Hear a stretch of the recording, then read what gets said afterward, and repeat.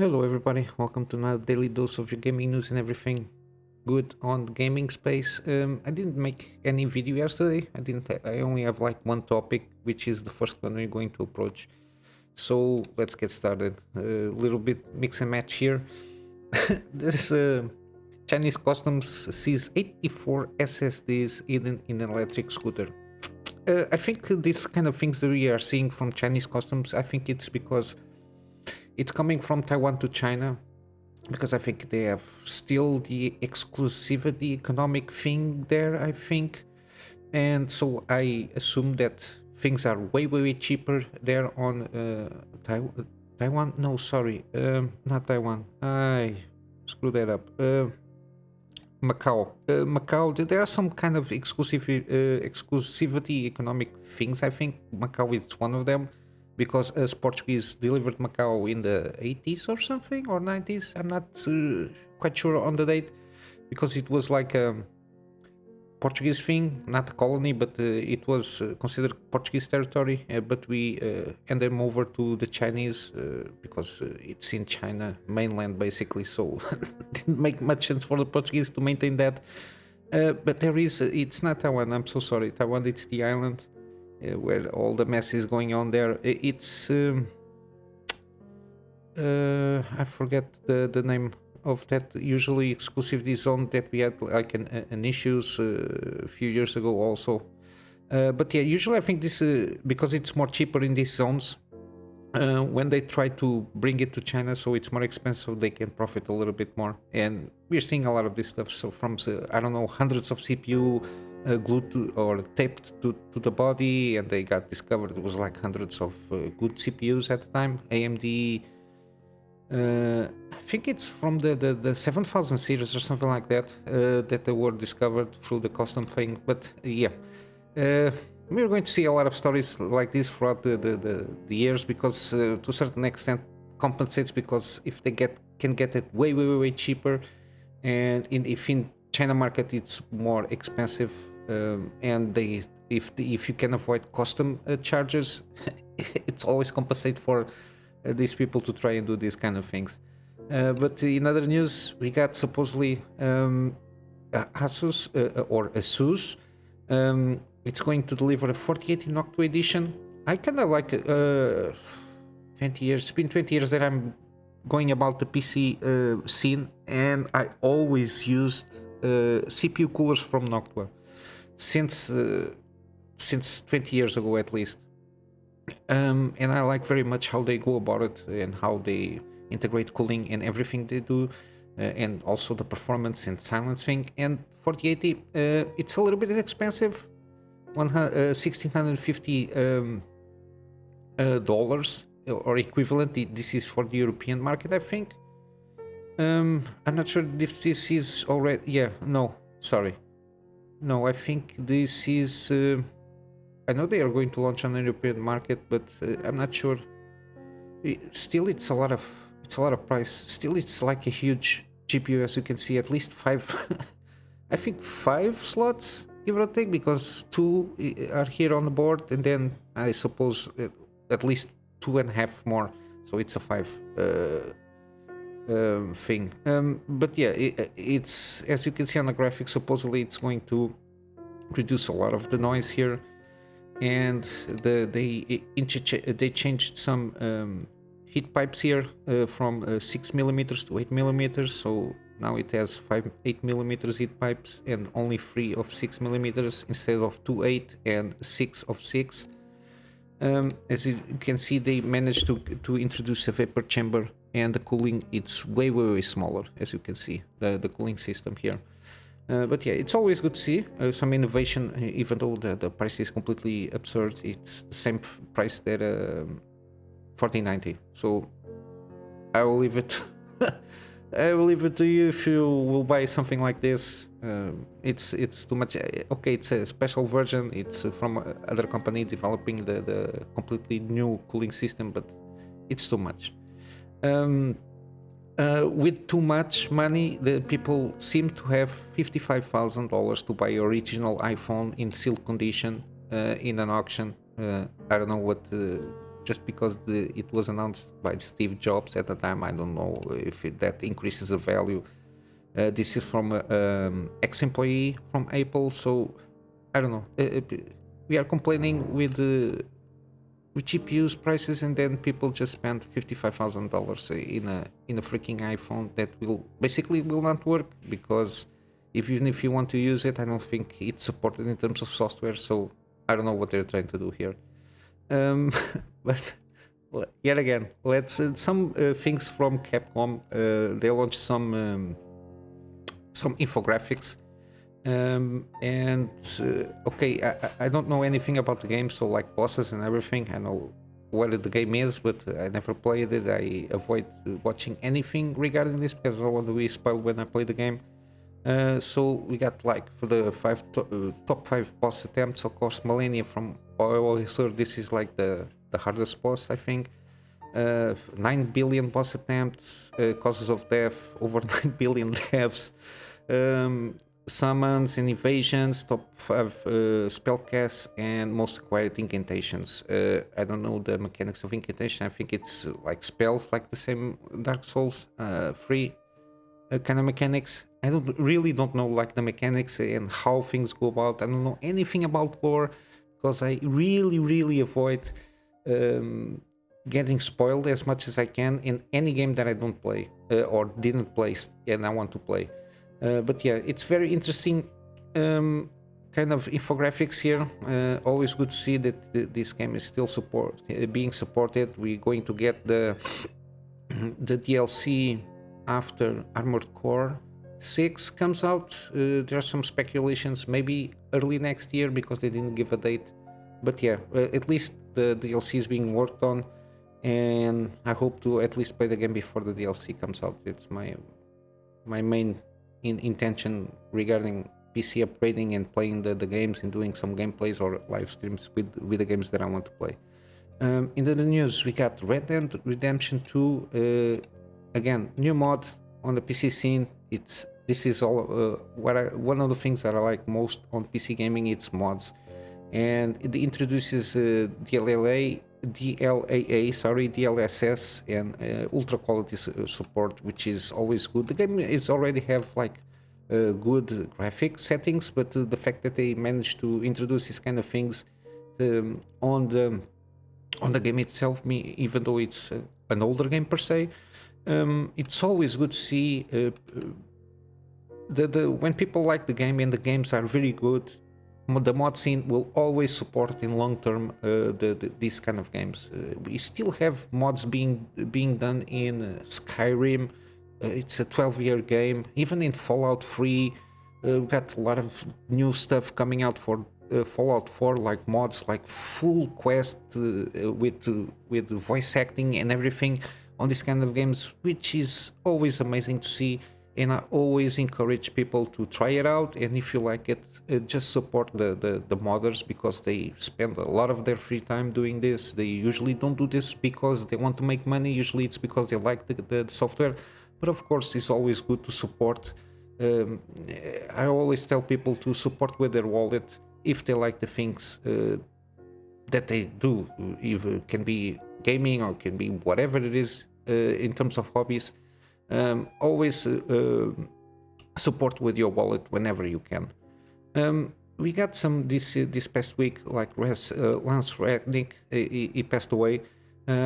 I like very much this guy as an actor. Especially I started watching him on the Fringe series. I like very much the role he had.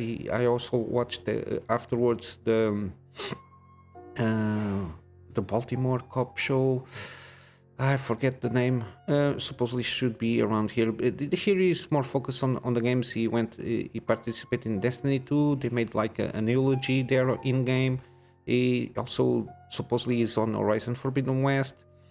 And he done, and I think this game, I talked about this like a few months ago when they did a debut on the trailer. Hellboy Web of Wyrd. I think it's more focused on the original comic book thing, and he really is voicing the Hellboy character. But yeah, it's a shame that this great actor passed away. But I think almost like some actors Kevin Conroy, we shall see some work obvious on his portfolio post mortem. But yeah, it is what it is. And I got the final here for The Witcher Project Sirius. This is from the studio that is not kind of direct umbrella from CD Projekt. I think it's from a US studio. The Molasses Flood rebooted. There's some things here.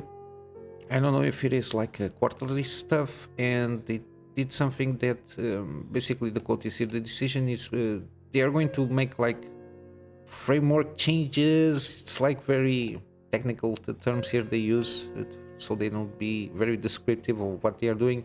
They say basically decision based on results of evaluation of the scope and commercial potential of the original concept of the project itself, and ongoing work on formulating new framework for this project. Well, the rumor is that they were trying to make kind of like almost like a MMO kind of thing, or like a live service game in the Witcher universe. And of course, these games that are coming out with live service, this is not going to stick. People are just want to pay for a game and play the game from start to finish. If you want to, don't overcoat it with fine language, think this live service with whatever, just call it an MMO and people kind of know what they are expecting, which is usually you don't pay the base game, or you pay like $5-10 for a base game, and then you pay for the content that is being added if you want to continue to play the game. Basically, it's what an MMO does. Don't bullshit us with the live service stuff, charging $70 for the base game and then overcharging us like 20 and sometimes another $70 for more content. People don't have money for this. I don't know what they think, and it's very difficult to get a good game and maintain like a high quality content being put out in a regular basis in the game. You see this, like, for example, even on Destiny, which is supposedly like a good benchmark of kind of what kind of content that you can put out. Even like, for example, what is the other game, the Tom Clancy one?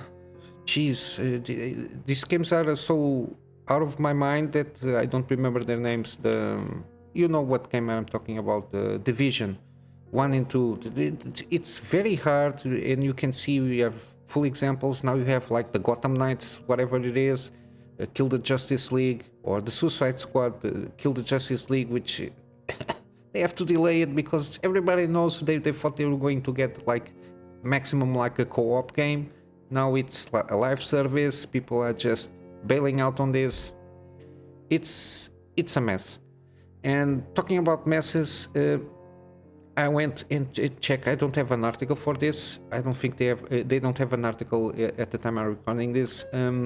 Extra Life, which is one of the sites, kind of independent sites that I follow, and I like very much the content they made. They just made the open beta. They played it, and there is like a hands-on impression. And basically, it's an MMO. This Diablo is an action RPG. I not sure. I think I played the first one very long time ago. The gameplay mechanics seems good, but because it's like an MMO, how you progress around the game and the loot stuff, this is very finicky from what I saw from the game. You need to be always online. You cannot play anything solo. There is like an online persistency there with like the lobbies and the things. You have to like log in two times to start playing. It's a mess just to try to play solo games. You got like lobbies, you got all the players there. Then there is the issues of queuing. So it's like the thing that I talked about, the MMO. You're just playing like a base game, and you have to play it consistently online. So if you have like a shortage on your internet, you cannot play the game. What the heck? You just pay the game, but you cannot play it because there is like an issue that it's not your fault or even their fault, because internet blackouts sometimes happen. it's but I advise you to watch it if you are interested in Diablo 4. This is not for me. Activision is messing up their games, their line of games from Diablo. Never played Overwatch. I played Hearthstone for a while, mainly because it was a free game and a card game. There was not anything decent at the time that I can remember. Since 2014, I played the beta at the time on Hearthstone, but I stopped playing it. You just need to start spending huge amounts of money to try to keep up with the game. So I stopped playing at the time. Then now I cannot even play it, even if I want to. All the things that Activision is launching, especially for example Call of Duty, I don't like very much kind of shooters. It's all about online persistency, just spending money, whatever it is, just trying to suck everybody's wallets. I don't like it. I prefer playing $5 for an indie game that is not that good, but at least I'm supporting somebody that dedicates himself to something and trying to make something with quality wise. But yeah, a lot of ranting today, but that's okay. I'm going to wrap up here with some gaming deals. I've got a list here. I will, of course, put all the links in the description. I've got Hades here, the first one. I've got Nier Automata, which is an excellent game from every reviews that I saw. I also not spoil on this one. It's since 2017. I wanted to play this game. We got Forza Horizon 5, is kind of an okay game for racing game. It's not the best one from the reviews that I've been watching, but it's something that I always keep an eye on. We got Wolfenstein, the first game from the reboot, the New Order. I already played this game. I think, I did a gameplay series on this one. $5, which is always good. This is a very good series here, the reboot. It's a very decent one in terms of story. The second one, I think it goes a little bit overkill on the story-wise. Got also here the second one, the New Colossus, is also cheap, $5, give or take. Days Gone. From what I see, it's an excellent game, very underrated game. 67% off.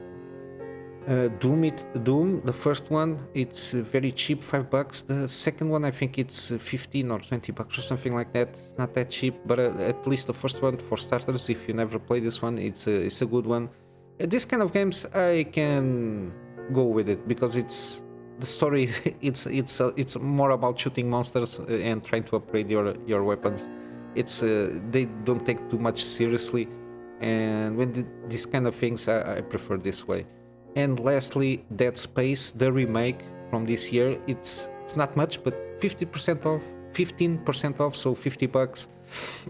It's $10 off basically. Yeah, $10 off. I'm sorry about my English. Sometimes in the morning I don't know how to speak English. But yeah, guys, this is it for today. I will wrap up with my Go Get Funding campaign to upgrade my PC so I can deliver more and better content for my private clients and start doing also some video stuff for them. And of course, in my free spare time, doing the daily videos, trying to get in some scripted content where I need to, of course, edit a lot of stuff, and resuming my gameplay series, and possibly in the future doing some live streams from everything from one of the things I wanted to do is do live streams watching the news with you and perusing, and of course doing some gameplays depending on my mood. But yeah, I will stop rambling, and I will see you in the next one. I hope you have a wonderful day. Until then, Kunamy Master out.